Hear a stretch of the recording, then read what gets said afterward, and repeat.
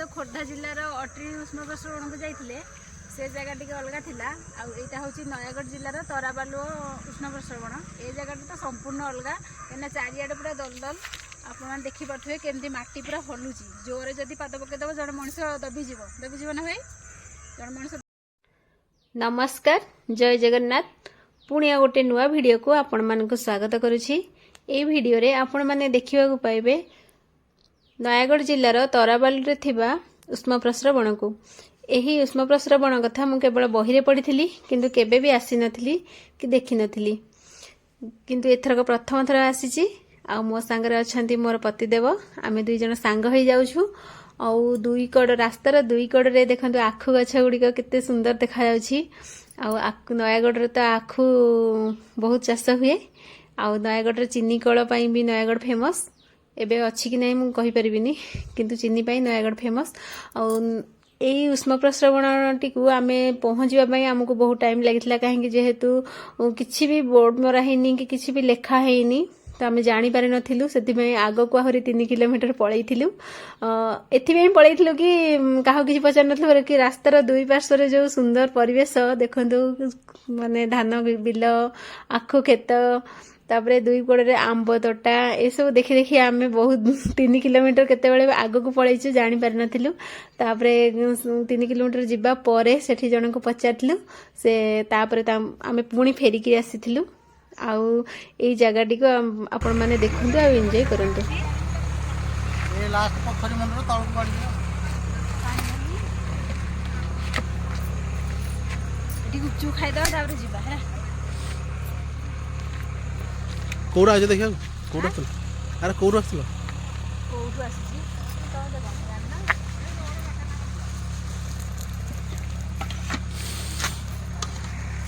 तो खाइबो ना नहीं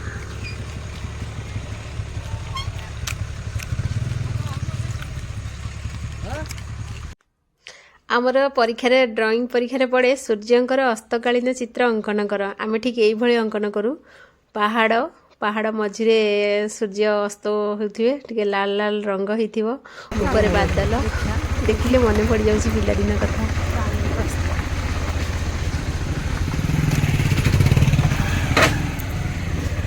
गरम पानी बाहर हाँ लोक आसुरी भर बास्ना होची एवढे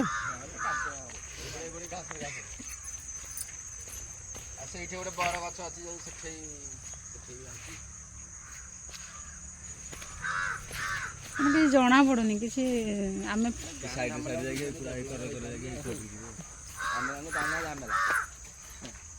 कहला हम गाँव को नीलकंठ प्रसाद इटा का झमेला था किसी पारनी आ हां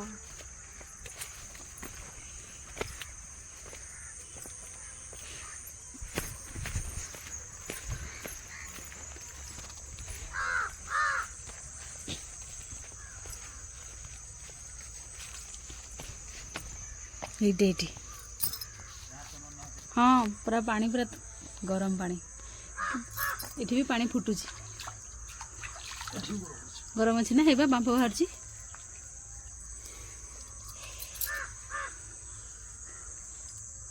तीन लोक काद माड़ी दीटा ये 3टा कुंड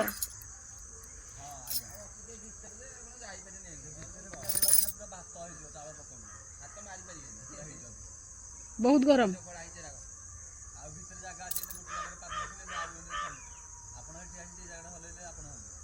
से कोठी सेटा मान केते बाट केते बाट एठू केते बाट चल न जिबा एटा गोटे गुंडा सेटा गोटे गुंडा ना सेटा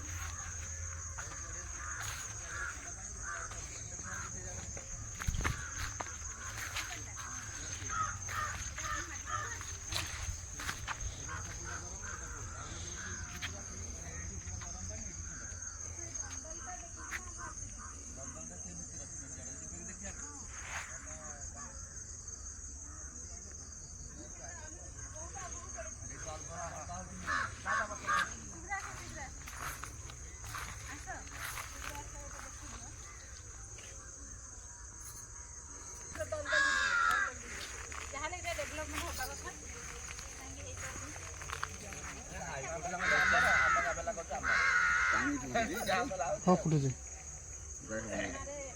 ଆସିବ କୋଡ଼ କୋଡ଼ ଆସ ଘାସ ମାଡ଼ି ମାଡ଼ି ଆସ ନହେଲେ କାଦୁଅ ଅଛି।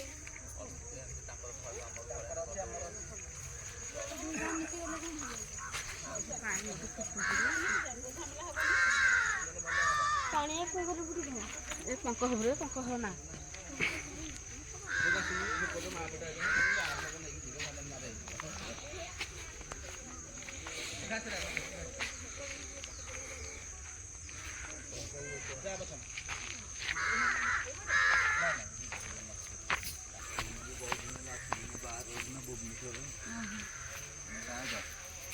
ପିଲାମାନେ ସଦାବେଳେ ଆସିବେ ଭିତରେ ଗାଧା ଗାଧି କରିକି ଘାସରେ ପକେଇ ଆସିବେ।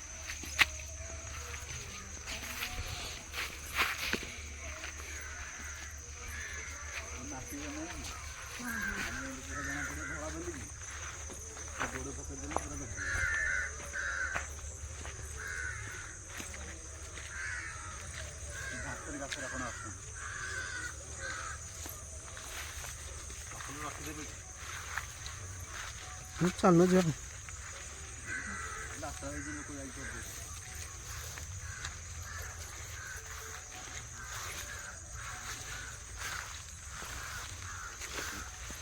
ଘାସ ଘାସ ଚାଲ ଘାସ ଘାସ ଚାଲ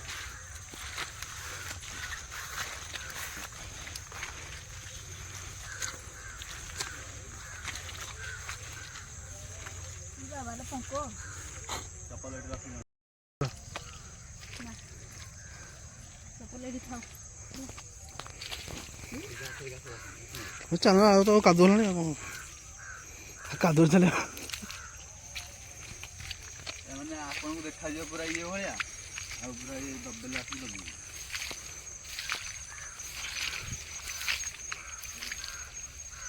ଏଠି ଏ ସବୁ ଏରିଆ ଯାକ ଟୋଟାଲ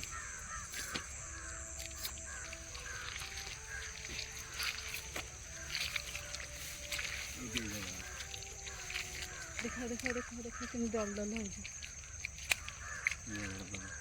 ହଁ ହେଇ ଜାଗା ଉଷୁମ ପାଣି ଅଛି କି ସେଇ କୁଣ୍ଡଟା ସେଇ କୁଣ୍ଡଟାରେ ଦେଖ ନା କେମିତି ଦଲ ଦଲ ଗୋଡ଼ ପକେଇବ ବେଶୀ ଜୋରେ ଗୋଡ଼ ପକେଇବ କେମିତି ଦଲ ଦଲ ହଉଛି ଦେଖ ଗୋଡ଼ ପଶିବନି ଗୋଡ଼ ପୁରା ଜୋର ପକେଇବ ନା ହାଲକା ଆଉ ଗୋଡ଼ ପଶିଯିବନି ନା ଦଲ ଦଲଟା ପରେ ଏଇଟା କେମିତି ମାଟିଟା ଦଲ ଦଲ ହଉଛି ଦେଖୁନ।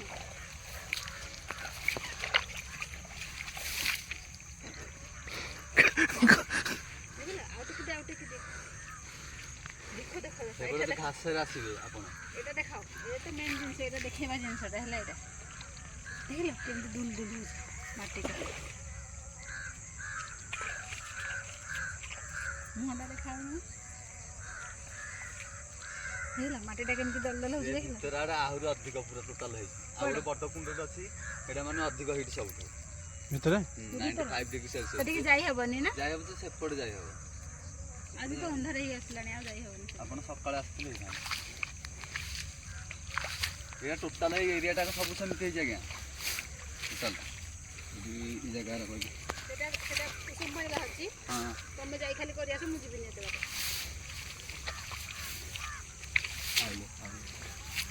ହଁ ସାର୍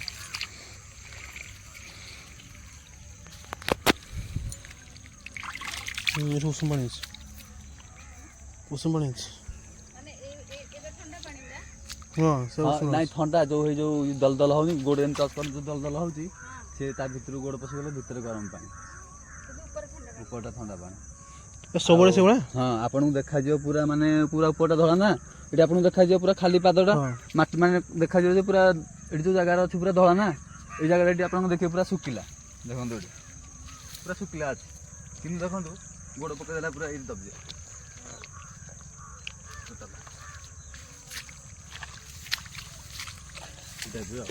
ଏ ଏରିଆଟାକୁ ଟୋଟାଲ ସେମିତି ହେଇକି ଅଛି ଆମେ ଖାଲି ଏଇଟା ବାଟ ହେଇଛି ବୋଲି ଟିକେ ଏମିତି ଗୋଧା କରିକି ପିଲା ଆସୁଛନ୍ତି ଦେଖିବାକୁ ନହେଲେ ଟୋଟାଲ ଏରିଆ ସାରା ସବୁ ଏମିତି ହେଇଛି।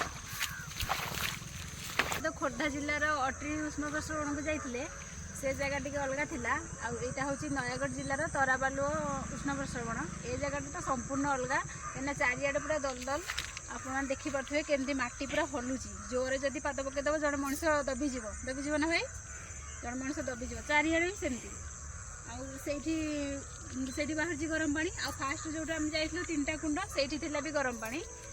ଆଉ ଏଇଟା ହେଉଛି ଚାରିଆଡ଼େ ଦଲଦଲ। ଆଉ ଭିତରେ ବି ଅଛି ପୁରା ବହୁତ ବଡ଼ ଏରିଆ ଦଲଦଲ। ଆଉ ଏ ଚାରିଆଡ଼େ ଦଲଦଲ ହେଉଛି, ଦେଖାଯାଉଛି ଶୁଖିଲା କିନ୍ତୁ ପାଦ ପକେଇଦେଲେ ଦଲଦଲ ମାନେ ପାଦ ପଶିଯିବ ପୁରା। ଆଉ ସେପଟେ ବଡ଼ କୁଣ୍ଡଟେ ଅଛି, ଗରମ ପାଣି ବାହାରୁଛି ପୁରା, ସେଇଟା ବହୁତ ଗରମ। ସେଠିକି ଏଇନା ତ ସନ୍ଧ୍ୟା ପୁରା ମାନେ ଅନ୍ଧାର ହେଇଗଲାଣି, ଆଉ ଆମେ ଯାଇପାରିବୁନି ସେଠିକି, ଯିବାକୁ ଡର ବି ଲାଗୁଛି। ତ ଏଇ ଜାଗାର ଟିକେ ଡେଭଲପମେଣ୍ଟ ହେବା ଦରକାର। ଯଦି ବି କୌଣସି ଝାମେଲାରୁ ହେଇପାରୁନି, କୌଣସି ପ୍ରକାର ଝାମେଲାରୁ ଯଦି ବି ହେଇପାରୁନି, ତ ସମସ୍ତେ ଏଇ ପାଖାପାଖି ଅଞ୍ଚଳର ଲୋକ ମିଶିକି ସେ ସମସ୍ୟାର ସମାଧାନ କରିକି ଏ ଜାଗାଟାର ଡେଭଲପମେଣ୍ଟ କରିଦିଅନ୍ତୁ। ତ ଏଇଟା ଗୋଟେ ଭଲ ପର୍ଯ୍ୟଟନ ସ୍ଥଳୀ ନିହାତି ହେବ। ଏଇଟା ହଲୁଛି, ଦେଖ ନା କେମିତି। ଏଇଟା ଗୋଟେ ଆଶ୍ଚର୍ଯ୍ୟର ଜିନିଷ, ମାନେ ଗୋଟେ ଜାଗା ଢିପ ତ ଗୋଟେ ଜାଗା ଦଲଦଲ, ଗୋଟେ ଜାଗା ଟାଣ ଅଛି ତ ଗୋଟେ ଜାଗା ପୁରା ନରମ, ଆଉ ଗୋଟେ ଜାଗାରୁ ଥଣ୍ଡା ପାଣି ବାହାରୁଛି ତ ଗୋଟେ ଜାଗାରୁ ଗରମ ପାଣି ବାହାରୁଛି।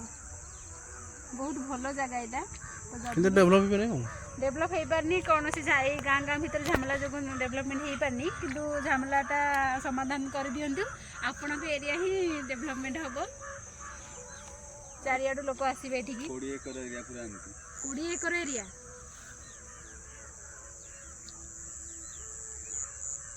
चल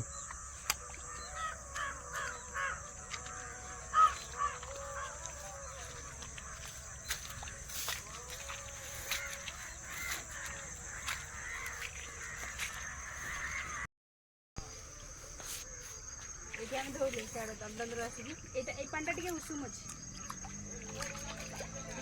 କିନ୍ତୁ ସେପଟ ପାଣିଟା ବେଶୀ ଟିକେ ଗରମ ଅଛି।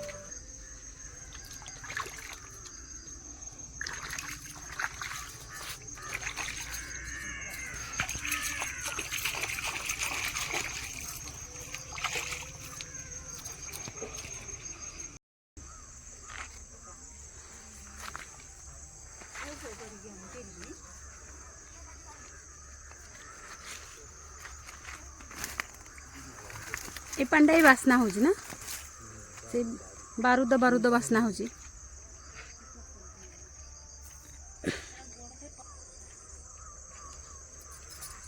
ଦଲଦଲ ଏରିଆ ଏଇଟା।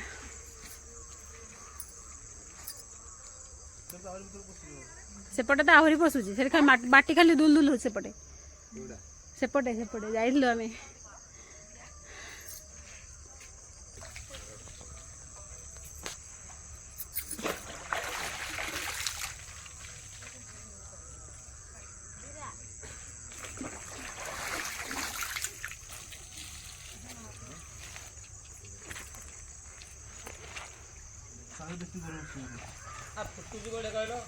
ଫୁଟୁଛି ଭିତରେ, ଆଉ ସକାଳେ ଆସିଲେ ଦେଖିବ ଯାଇକି। ହଁ ସେଇପଟେ ଭିତରେ କୁଅ ଅଛି, ଆଉ ଗୋଟେ ଏଇ ପାଖରେ ଅଛି ବରଗଛ ପାଖରେ, ସେଇଠି ଗୋଟେ ଅଛି ଆଉ ବାଟ କଡ଼ରେ। ଏଠି ଦେଖିଲା, ଏଠି ପାଣି ଫୁଟା ବାହାରିଲା। ହଁ ଫୁଟୁଛି ପରା ପାଣି, ଦେଖିଆ।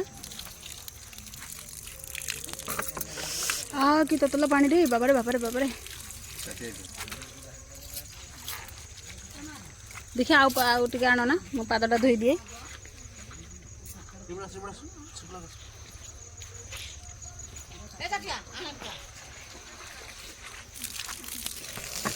ଦେଖା ଦେଖା ପକାଅ ପକାଅ ପକାଅ ପକାଅ। ଆଉ ବଢିଆ ବି ଲାଗୁଛି, ଉଷୁମ ଉଷୁମ ଲାଗୁଛି। ଶୀତ ଦିନେ ଗାଧୋଇବାକୁ ବଢିଆ। ଆସ ଆସ ଆସ ଆସ।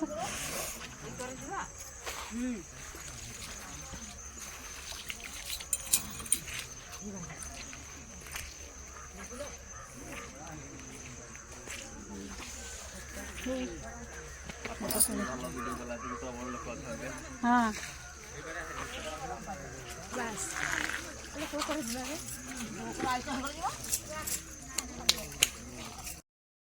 ভিডিওটি संपूर्ण देखिथिबारु बहुत बहुत धन्यवाद। पुणी देखा हबो आ गोटे नुआ भिडियो रे, सेतेबेले पर्यंत रहुची नमस्कार, जय जगन्नाथ।